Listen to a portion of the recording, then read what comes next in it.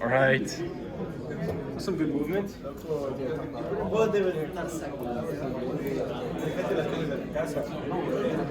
¿Dónde están las cosas?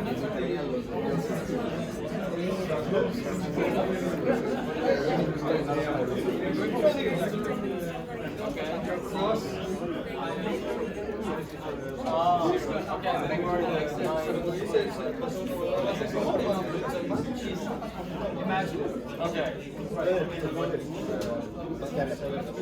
This is corner right for me.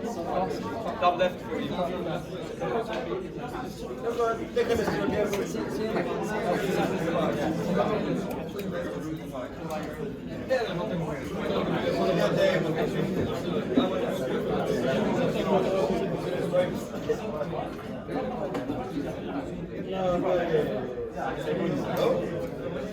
It's not a good idea.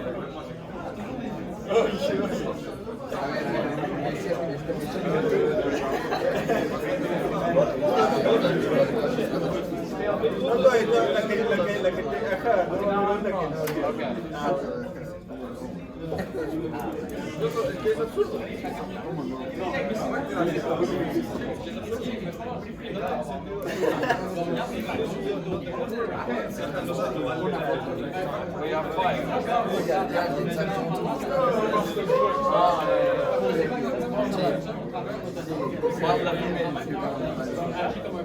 This is bottom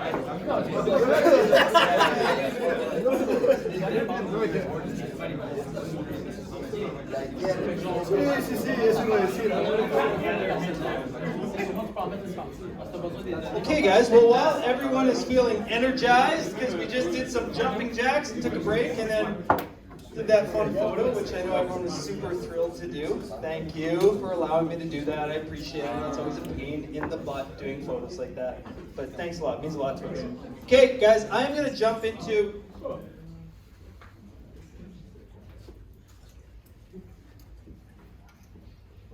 Thank you. It was a good presentation trick for you guys. Start speaking and halfway through a sentence just stop and then everyone will be quiet waiting for you. Overcoming hurdles. So, overcoming hurdles, not to be confused with overcoming objections. Just kidding, it's the exact same thing. Sort of. So in all the training manuals, the materials, a lot of the videos, a lot of the other managers in the other regions, they just like to call it overcoming objections. There's a reason that a few years ago, I stopped calling it this. And I think it's kind of started to stick and it's starting to make sense. And I think it's going to catch on with a lot of the other leaders too. I think they're going to start training it in this exact same way. Because the truth is, it's not just objections we have to overcome. There's a wide variety of things we have to overcome when we're speaking to customers. We get excuses. Excuse is not the same as an objection. We're going to talk about that in a minute. Now, this should all be old news to everyone because I know you were all either on the live training call where I went through most of this or have already watched the video. But just as a refresher to everyone who's already watched it, we're going to go over some of this again, but we're going to go over it pretty quickly. Not going to spend a tremendous amount of time on this today. Excuses, smoke screens, often confused with objections. What's a good example of a smoke screen or an excuse that often gets confused with an objection, Paul? Is it safe? Sure. Is it safe? What about, I don't have time right now. Okay, well, yeah, that's true. That is definitely a smoke screen. Is this a contract? Is this a contract? Or how about, I don't do contracts. It's a contract? I don't do contracts. Yeah, for sure. How about the most common smoke screen we all get every day? No bugs? What's another one? Who said that? What'd you say, Jacques?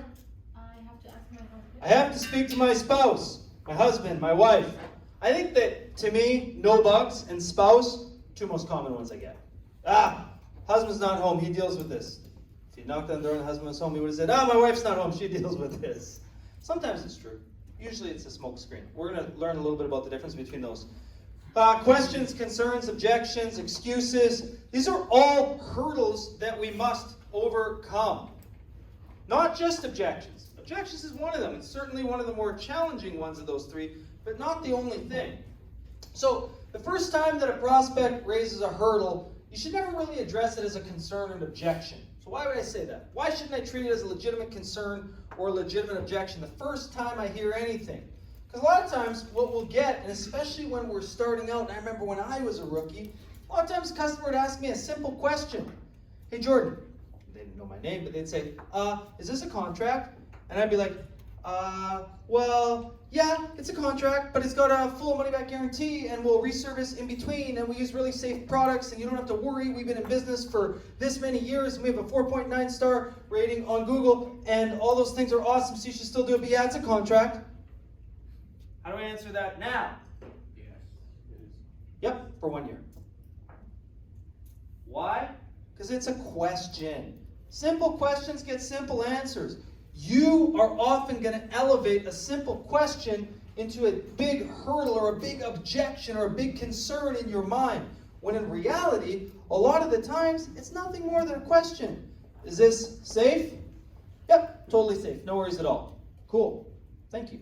Is this safe? Yep, because we use extract from pyrethrum flowers, and our technicians are licensed, and we're really good at making sure that we don't put stuff where it doesn't need to, and the bait station's locked so that your pets and kids can't. Is it safe? Yeah, 100%. Cool. That is going to answer that 95% of the time.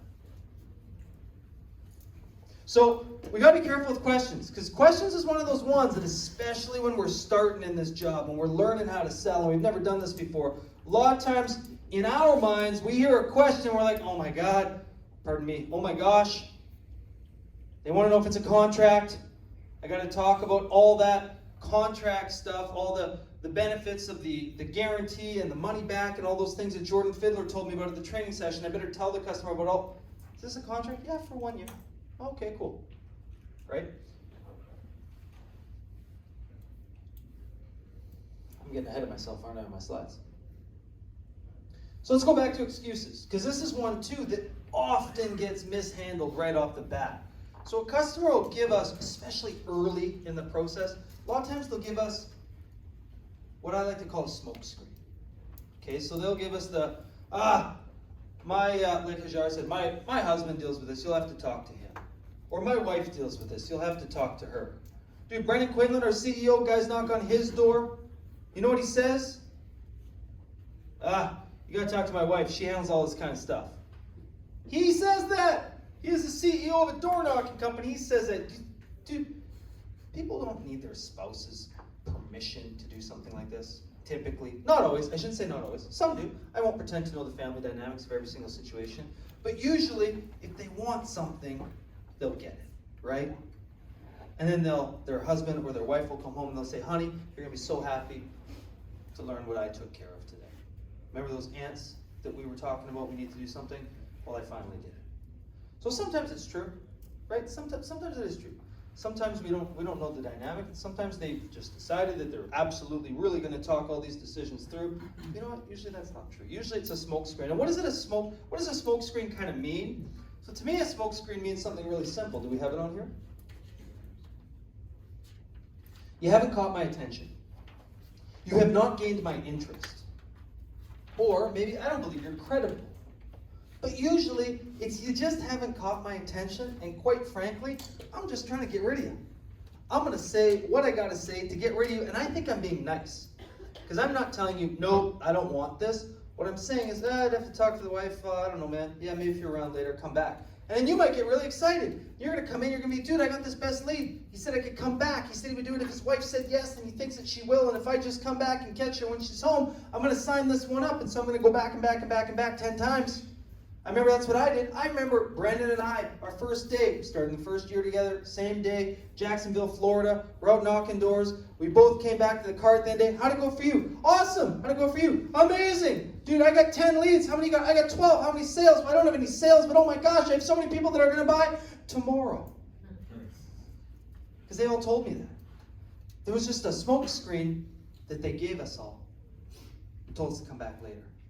I remember this one house, Jacksonville, Florida. I still remember the street. It was my first week. I went back to that guy's house 12 times. I'm like, hey, it's me. It's Jordan. Remember you told me to come back. He's like, looking through the blinds, shutting them. Cops are rolling up. Yeah, we got a complaint. No, I'm kidding. That didn't happen. But just about. Because I went back to the guy's house 12 times. Why? Now, it wasn't like 12 separate visits. I was on the street. I was nearby. But I went back and knocked on his door 12 times. Why did I do that? Because I believed he was going to buy. Because he gave me a smoke screen, and I thought it was an objection.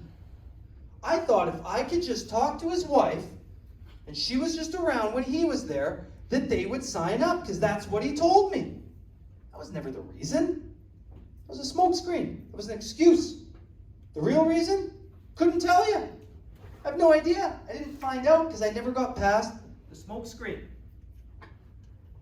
So the problem is, if you treat smokescreens like objections, two things are going to happen. One, you're going to do a lot of what I did. Please don't go back to someone's house 12 times. They will call the cops. Don't do that. But two, what's happening? How's the volume back there? I feel like I might be a little hot. Is the mic a little hot? Are we okay? No one's coming through okay? It's not just bugging you guys? Okay. So where do this pop it? The other thing is, you're not finding out what the real thing that's holding them back is. You don't know what the hurdle is. You don't know what they need answered. You don't know what's going on. You don't know what's holding them back. I'll tell you what it is most of the time. They don't see any value in the service. You haven't sufficiently built value. And why have you been unable to build value? Because you haven't really identified need. You haven't explained to them why this is something they should do. So not just identifying need, but then explaining why that's an issue or why they should take some action today. So you haven't done that. Therefore, it doesn't matter how good a price is. I was telling this group over here, man, you could give me, Steph, finally use a different example. No, I like my example. I'm just going to use it again. Man, Stefan, you could give me the best ever deal in the world on a vintage My Little Pony set. Could be the best. Everyone remember My Little Pony?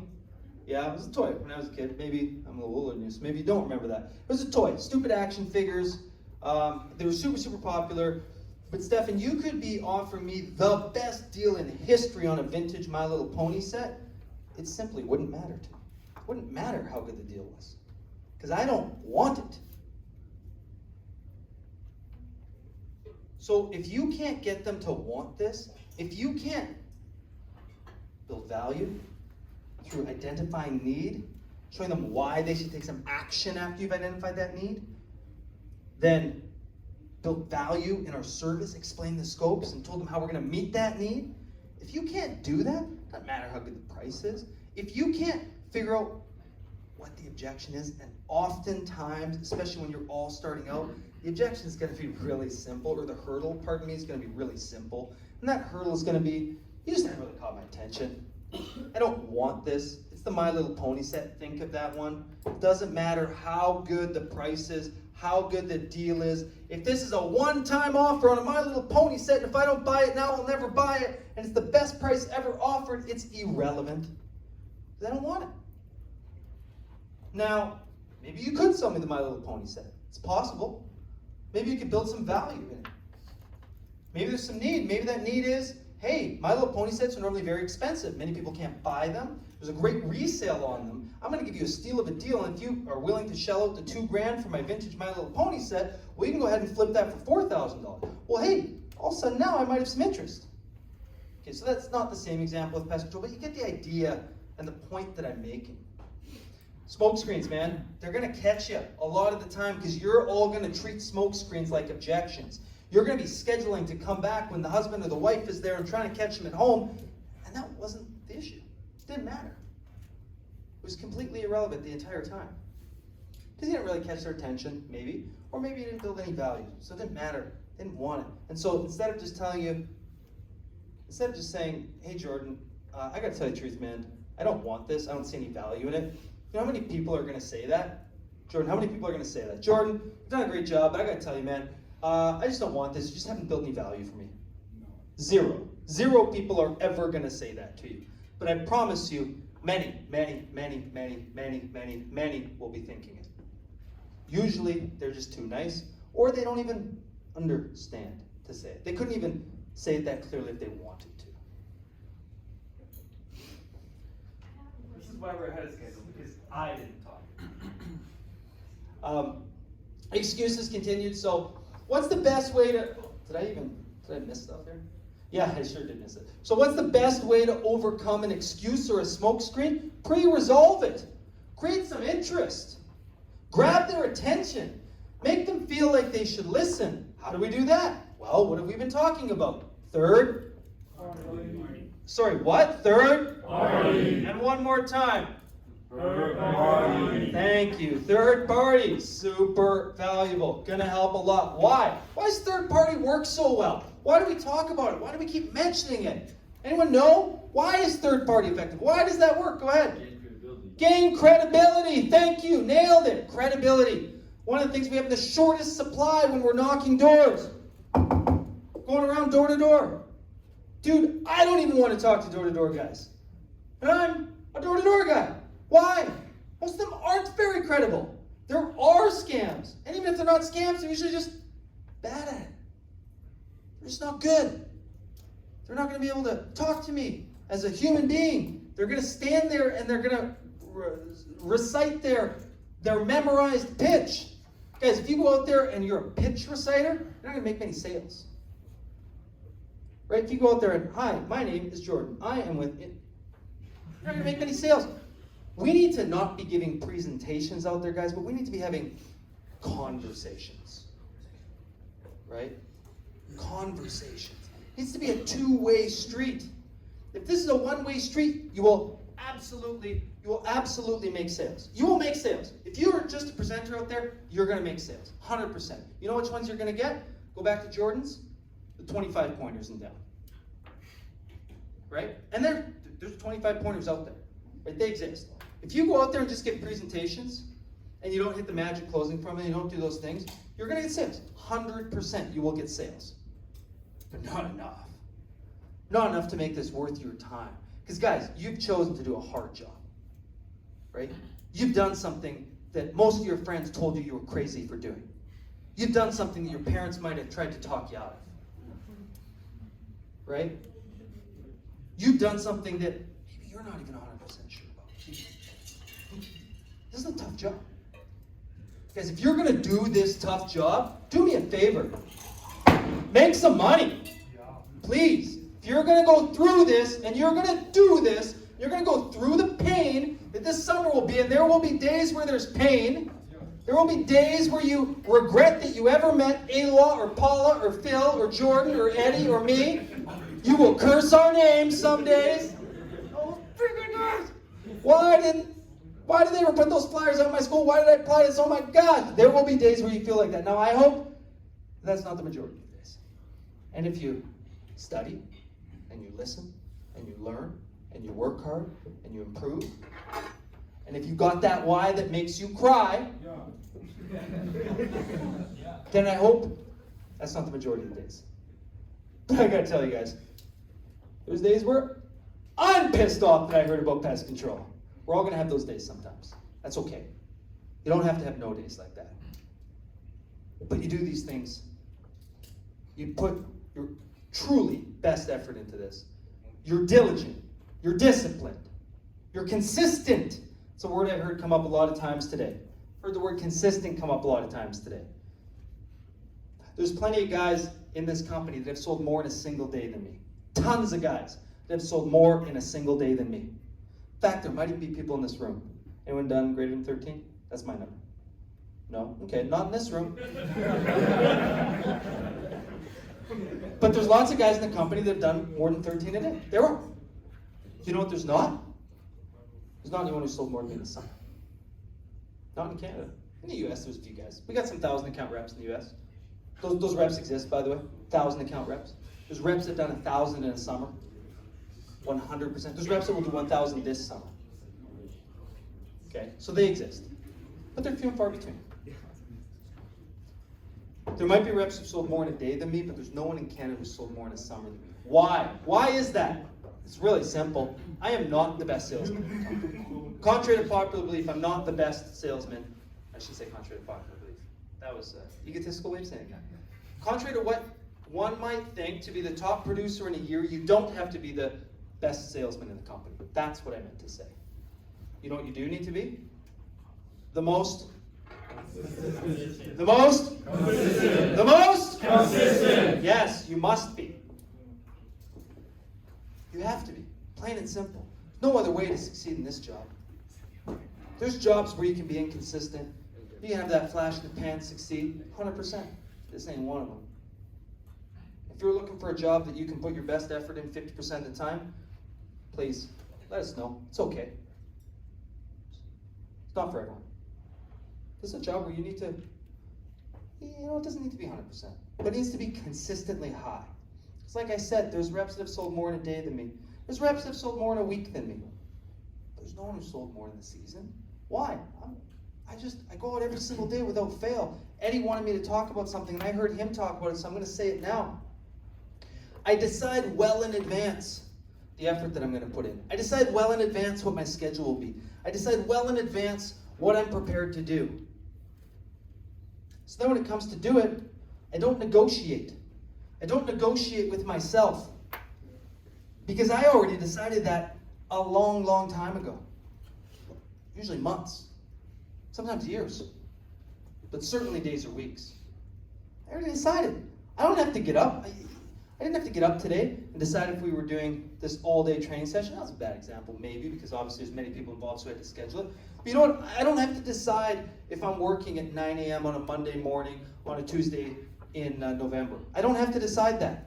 I already know this year, on whatever the date is, in the first Tuesday in November at 9 a.m., I already know what I'll be doing. I will be at work.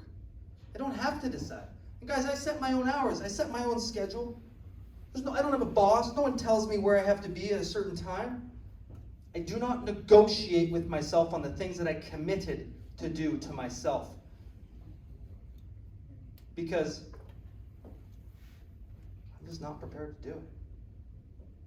Those reps are like, Jordan, I'm not feeling well today. I need to take a day off. Okay. You do that. You can do it. How many times have I told someone that they can't have a day off? Very few. Feels like a couple times. No, I'm kidding. Not often. If somebody needs a day off, we're gonna give it to them. You take it. You're your own boss out here, guys. These people at the front of the room, these are not your bosses. These are your coaches. These are your mentors. This is your support system. These are your leaders. These are your teachers. Guys, if you need a boss to go to work, you might want to seriously consider whether you want to come in on Monday. Because these are not your bosses. These are your leaders. These are your coaches. This is your support system. And we take that seriously. And we're going to endeavor to do the very best job that we can of that.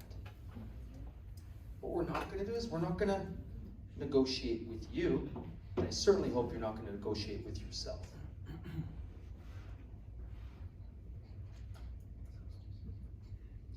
Back to excuses. Jordan was saying to me, man, I can't believe it. We're a little bit ahead of schedule. How did that happen? And I saw a light bulb go on and say, he's like, oh yeah, you didn't do that much presenting. Oh, that was Phil's. Phil, you sold me. I tend to talk a little when I get up here. So, what's the best way to overcome a smokescreen or an excuse? Well, the best way is to pre-resolve it. Get ahead of it. How do we get ahead of it? We build great credibility. We do third party. We talk about neighborhood activity. We do all the things that Phil presented in the opening pitch in creating need. We do all those things and we do them well. You do those things, a lot of times you pre-resolve the smokescreen or the excuse because you've built yourself some credibility. And so they don't try to get rid of you. And they'll give you at least 30 to 60 seconds. So you can get through that period that you might normally have heard an excuse or a smokescreen. But what if you can't? What if you don't? And what if you still get a smokescreen? Well, that's going to happen to every single one of you on Monday, probably 25 times. You're going to get 25 excuses or 25 smokescreens that's really just people telling you to, pardon me, get lost. Please leave my doorstep. I do not want to be bothered. Okay, that's okay. That's going to happen to all of us, Mr. It certainly happened to me. So, what do? We acknowledge and we agree. Okay, how do I do that? You know what? I'm good, man. Honestly, this is more my wife's thing. So, yeah, I don't know if you catch her around. She'd be the one to talk to about this. Totally, I get it. Maybe for you, I'll word in your words. My household, there's certain things my dad does and certain things my mom does, so I totally get it. But the reason I'm actually out here is I was just at Karen's across the street. So what did I do? I acknowledged it, and I agreed. And then what did I do, Eddie? I just went right past it. I just moved right past it like it never happened. I'm going to acknowledge it and I'm going to agree. You must do that. Because if you don't do that, I gotta tell you, man, this is my wife's domain. You're gonna have to come around and you're gonna have to talk to her about it. I'm like, cool, well, I was just at Karen's, and the reason I'm here is because she has, what did I forget to do? I forgot to acknowledge and agree, and how awkward did that feel? How weird was that? But if I say, totally get it, my household, my mom does some stuff, my dad does other stuff for sure, so I totally get it. But I was just at Karen's, and the reason I'm here, didn't that feel different? Did feel different, right? What did I do? Just one simple thing. I acknowledged it and I agreed, and then I went past it. Don't forget, if you're getting excuses and you're trying to just go past them, the easiest thing you can do is just acknowledge it, agree with it, and then move right past it as if it never happened. That simple act of acknowledging and agreeing, a lot of times it's just gone. Now it might come up again later. We're going to talk about how to handle that when it happens, because it certainly will. Questions. So I started talking about this in the opening slide. Usually, simple questions just need simple answers. Is this a contract? Yep, for 1 year. Is this safe? 100%. Nothing to worry about. Cool. What about, can I talk to my wife? As a question. I've gotten that before. Can I talk to my wife about this before I do it? Yeah, of course you can. I treat it the exact same way. I acknowledge it, I agree, I say yes, and then I go right back to creating need. Creating a meeting need. Remember, it's a cycle, not a line. Right? So what do? I get a hurdle. Where's that slide? Do I not have it on here? I don't have it on here. What's that? It's pretty far away, isn't it? Yeah, I should have a... It's worth going back to. Yeah, it's worth going back to. So, yeah, that one's a little bit different from a cycle. We got a couple of extra things added in there, but those are really important and good things. But let's focus on this part of it, right? Okay, so I overcome the objection. In this case, the objection was a simple question. Can I talk to my wife about this before I move forward, before I commit? Acknowledge and agree. Yeah, of course. Totally understand why you might want to do that. That's absolutely no problem at all. But I was just at Karen's, and the real reason that she wants us out here is because she's starting to get some of those ends. Let me go back to creating need. I'm going to meet that need. Yeah, the reason those ants are a bit of a concern. What we're going to do for them is this, this, this, and this. Yeah, if it could be around on Tuesday, we could do it. Yeah, okay, sounds good. Why? Why did it work the second time? Wasn't quite there yet, right? The value wasn't quite there.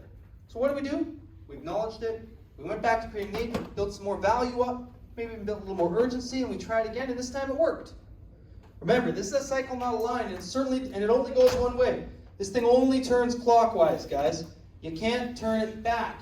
Because imagine the other way around it. Would it be okay? So we're going to do spousal, but as a question. Simple one. Would I be able to talk to my wife about this? Do you think that would be okay, Jordan, before I commit to this? Could I talk to her? Would that be all right?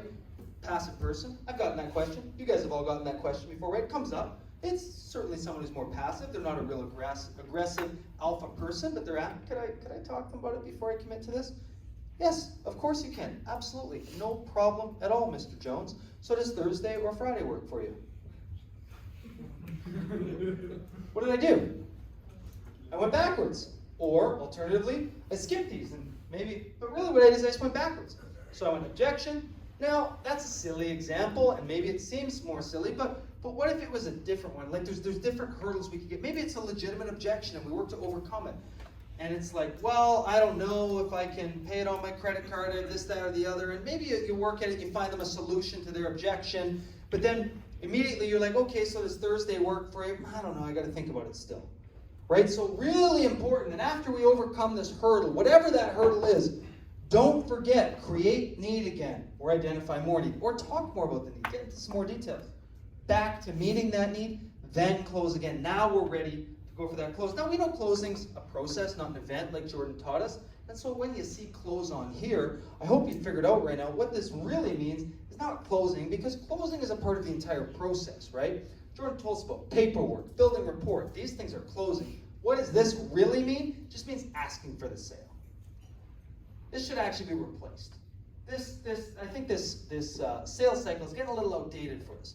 We've learned that closing is not an event.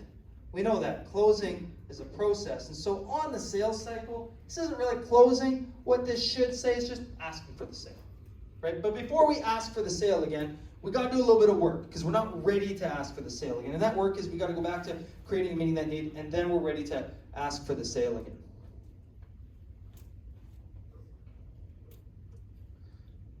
So some common questions we're going to get. Yeah, we already hit all these. So we know we've addressed these. Okay, most important question. I heard this mentioned before, earlier in the presentation. Man, is this an important one, so it definitely bears repeating. How much is it? What do we say? We should be able to almost say it together by now in unison. How much is it? What do you got? What are you seeing? What's your activity? What are you noticing? Why is that such a good question to follow up to their question with? Well, because, of course, if we're going to give them the price, we must know what they have. If we don't know what they have, how the heck can we give them the price? Well, you guys might be new, but you've been around long enough to know that we've got standardized pricing, right? So it's not that big a deal. Truth is, I could tell them the price without knowing a darn thing about what they have, right? No problem, because the prices are standardized. Now I might want to know how big the house is. I might want to know exactly how much to quote it at, and there's a little bit I need to know, but I don't need to know much. I could pretty much tell them the price right away, right? Just give me guys a little attention in the back. You're in the back. If you come back here, say hi.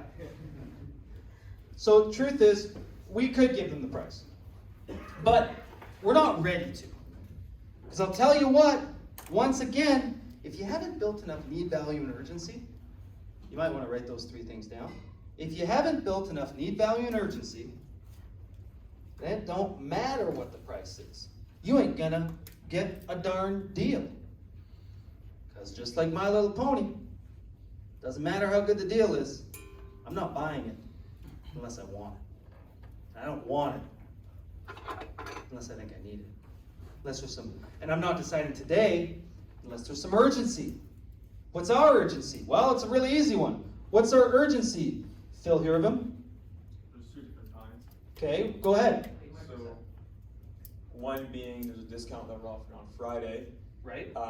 But if they don't want it anyways, right, you need to build or create more urgency by creating a need, right? So that's how you create urgency in another way. But even if you create all the need in the world, if there's no urgency, well, they're not as likely to decide today, are they? And I think that's the point you made. You made it well. You have to build some urgency. What's our urgency builder? You said it the first time, nice and loud? The discount. The discount. You said it right the first time. The discount. I heard it there. Sorry. The discount. Yeah, we're going to give them a better price. Now, guys, you might be like, well, Jordan, isn't that a crock of hooey? You're telling me it's a standardized price. Where's the urgency? Guys, to be clear, the reason that we can offer that price is because we get you all to sell a bunch of them in one small area. We keep that technician tight. We get him to do 8 to 10 in a day. How many of those do you think we could schedule in a day if we were just taking calls from all across the Metroplex? I'll tell you what, not 8 to 10. And if I can't get the volume up, what does my price have to do? It's got to go up. So yes, it really is true. We really can give them a better price. Now, it's a function of the way that we sell it, but the only way that works is if people buy it. The only way they'll buy it is if there's some reason to act today. And so, it's true. We're giving them a better price because they're doing it with us when we're doing the other ones. That really is true. Because if that wasn't the case, the price would have to be a heck of a lot higher. Now, Paula, you wanted to add something. Go ahead. Yes, besides the discount, there's limited spots on the route. So they could be missing out on the opportunity to get the discount. So that's a different approach to it. Thank you. Good point. Sometimes there's just not many appointments left available. And you and your car group might really not be in that area in the next day or 2. And if they call you back in 2 weeks, and Paula, we thought about it, we considered it, we weighed all the pros and cons, we did our research, and we've decided we'd like to do it at that wonderful price you offered us. And Paul's going to call us up, he's going to be like, can we do it? I'm going to be, heck no! I don't have a technician within 20 miles of there. Tell them if they want us to go back, it's double. Because that's the only way it's worthwhile for us to do it now. So it really is true. It's not a crock of, it's the truth. Crock of hooey. That's what I'm saying. Crock of. Not that, right? Is it an excuse or an objection or a question or a concern? Well, excuses become objections and questions become concerns. You can already see when that happens. Excuses, smoke screens, can become objections if we hear them a second time. So now the first time it was the spouse, and they say, yeah, totally, at my household they did the same thing. My mom and dad shared different responsibilities, but seriously, the reason I was at Karen's is because she's starting to get those ants, and so I just, okay, so you get them interested again. You go through it. And now you go through the thing, and you're going through the paperwork, and it comes down to give the credit card, and you say, all right, Mr. Jones, would you prefer to use a Visa or a MasterCard? You hold your breath. And he says, well, yeah, I mean, it all sounds good, man, but I told you, I gotta talk to my wife. Okay, it's coming up again, 10 minutes later. This might be what? This might be an objection. Maybe this wasn't a smokescreen. Maybe I didn't have much value yet, but maybe it truly was an objection. So now it brings it up again. Okay, well now I'm gonna come up with a solution.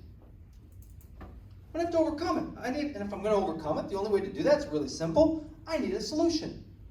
Well, your manager's gonna talk to you about this a lot more, and I'm not gonna bog you down with details, but simple one on that. Okay, well let's figure out when she's here, come back. That's the easiest one. You know what I used to do? I used to handle it differently. I used to think, when I was a little bit of a younger man in this job, when I was only 10 years in, not 17 years in, it took me about 10 years to figure this out, guys. So I'm gonna give you a piece of advice that took me 10 years of doing it the wrong way to learn. You know what I used to do? I used to try and go for the maximum level of commitment that I could get at that time, which oftentimes meant if a guy or a girl brought up to me the spouse thing, and they brought it up again, it's a real thing, I gotta find a solution.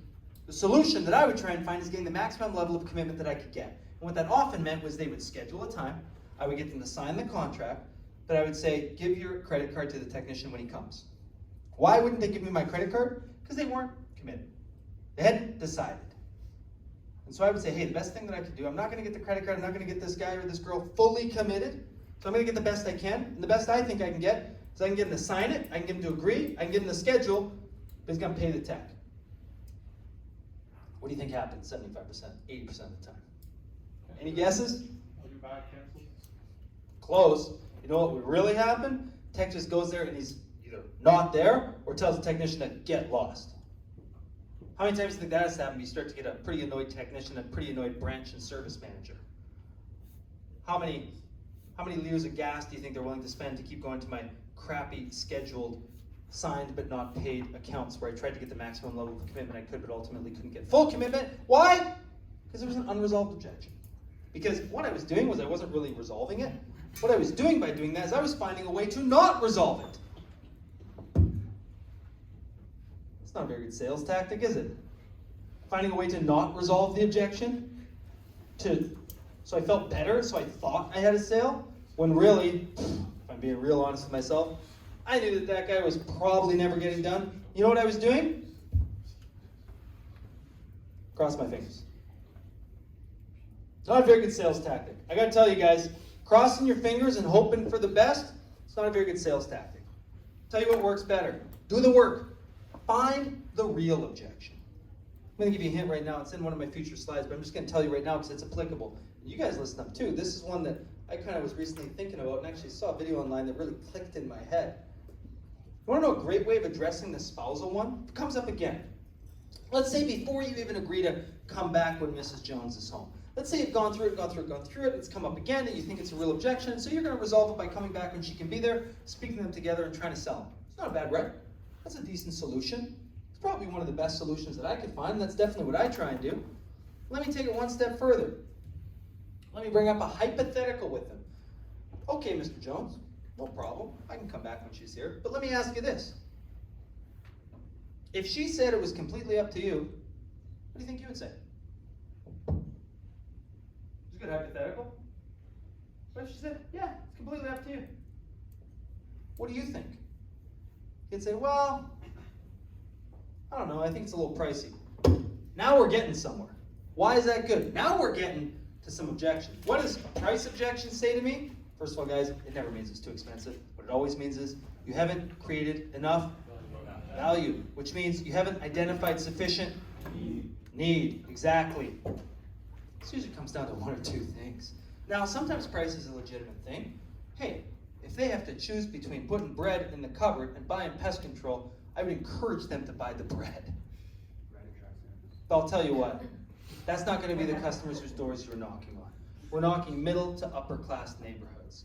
Now there are areas where that is more challenging, and you will encounter legitimate price objections, and you will encounter that in neighborhoods that you never even thought you would. Sometimes you can encounter a legitimate price objection in the most beautiful neighborhood in the city. So it happens in all different areas. People go through all kinds of different things.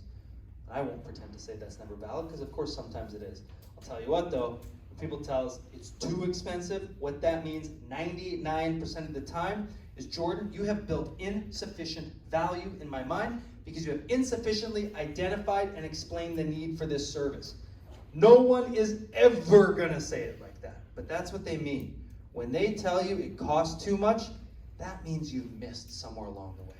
And 95% of the time, what that means is you built insufficient value because you've not properly identified and explained the need for the service. Not enough points. Not enough points. Thank you, Jordan. Not enough points.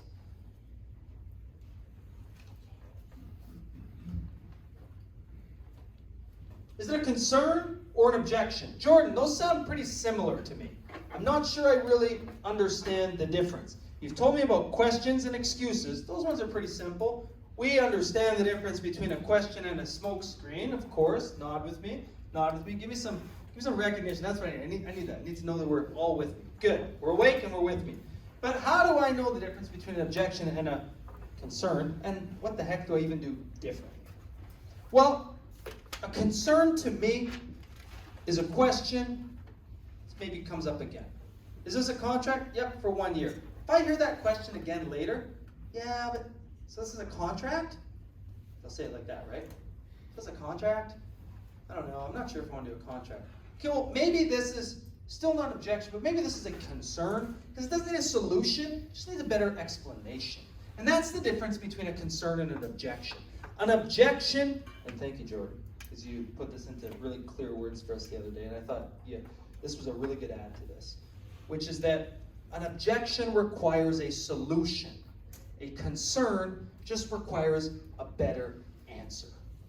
Is this a contract? Yeah, it is a contract. It's for 1 year, but you're protected as a consumer. You get free callbacks should you ever need them. There's no charge for those. You can reach us Monday through Friday, 9 to 5. You've got a written guarantee, and we also have a full money-back guarantee on the service. And Mr. Jones, we're not going to make you keep doing the service unless it's working properly for you.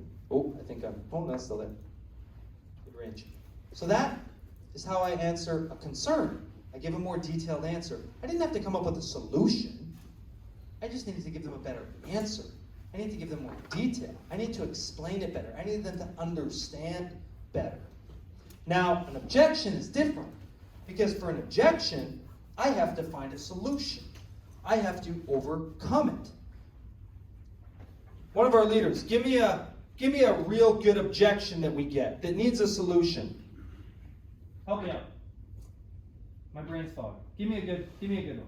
Other than the spouse? Sure. Give me a card. That's a smoke screen, man. I have to think about it. I want to do my research.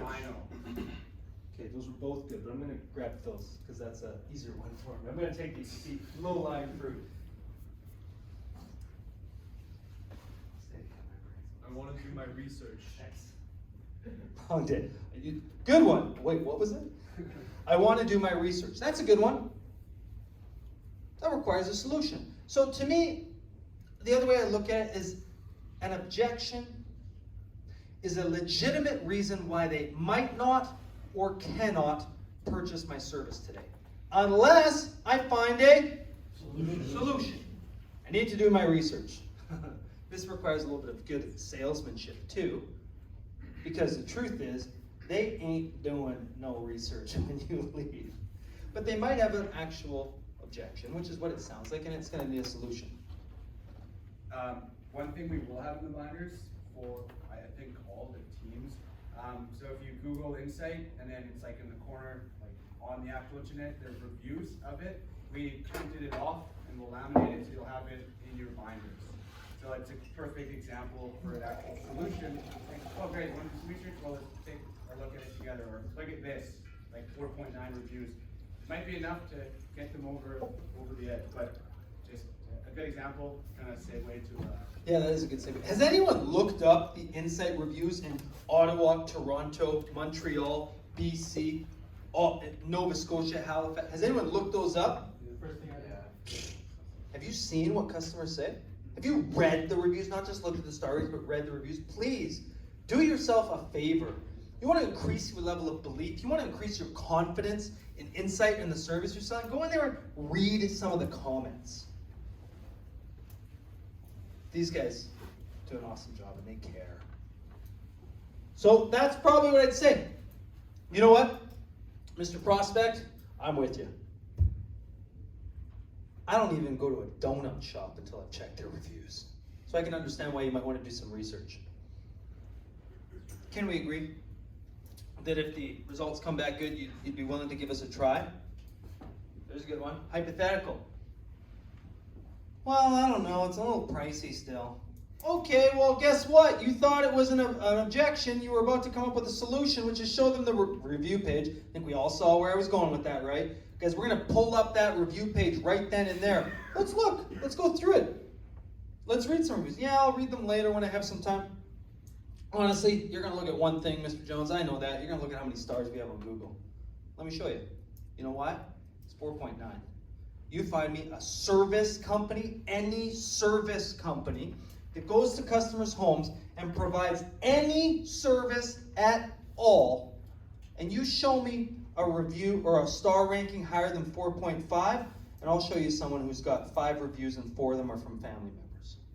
I've got almost, I don't know, what was it, 700? I've got 700 reviews in Montreal. Guys, by the way, Ottawa. Who's Ottawa again? Give me some hands in the air. Who's Ottawa? Over 1,000 reviews in Ottawa. That's awesome. A real credit to their service team there.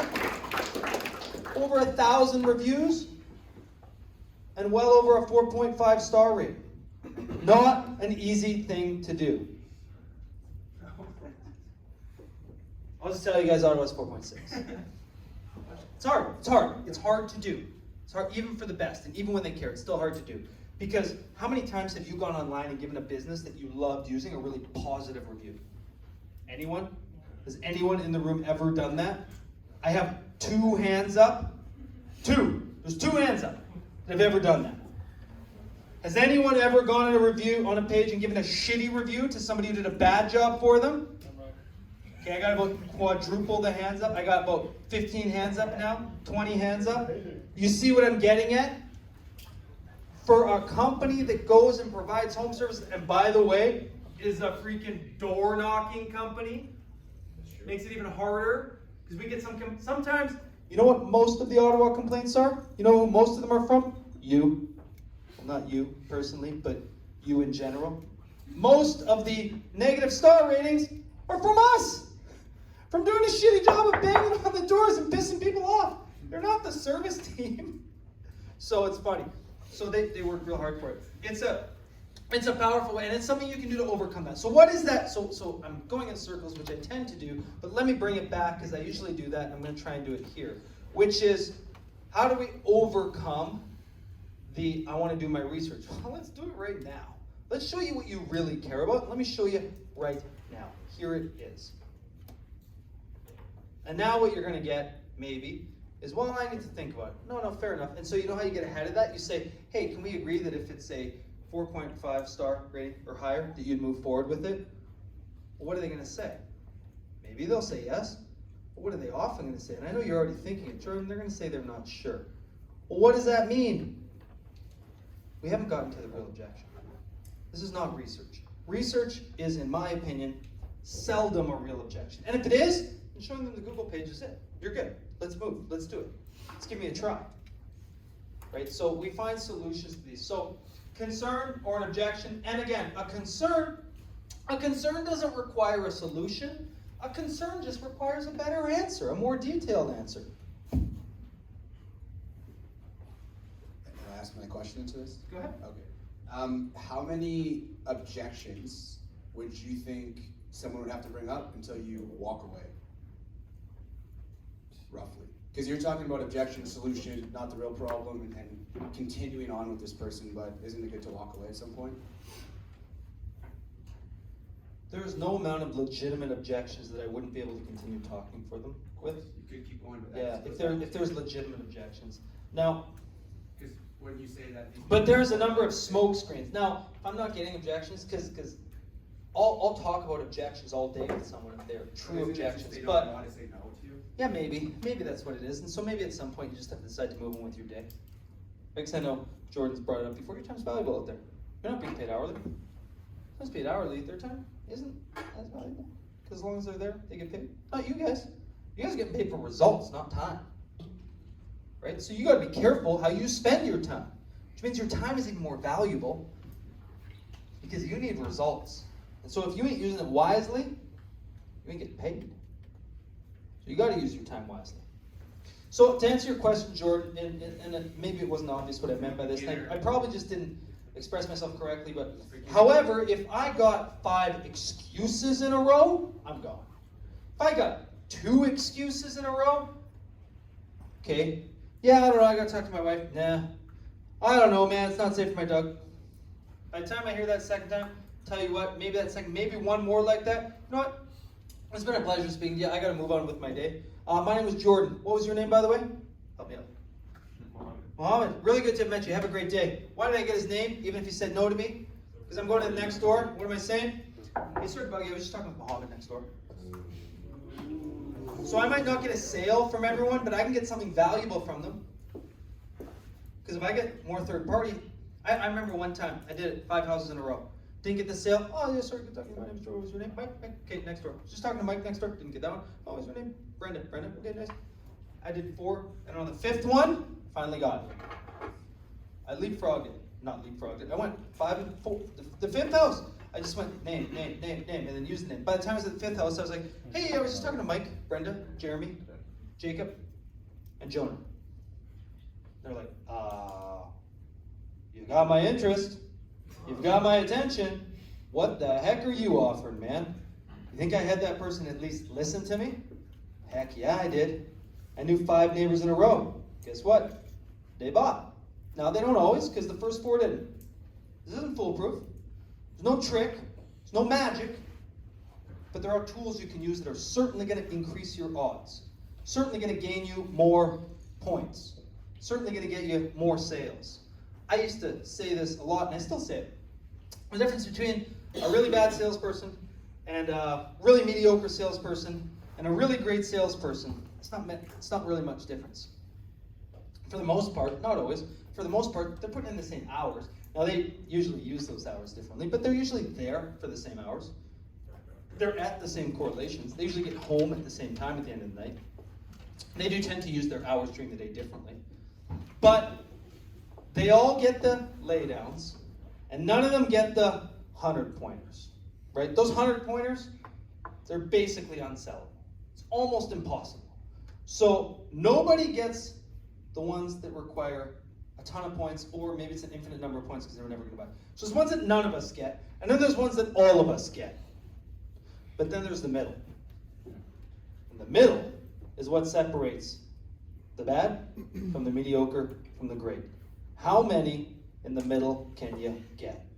How many points can you earn? How high a point customer do you have the ability to sell?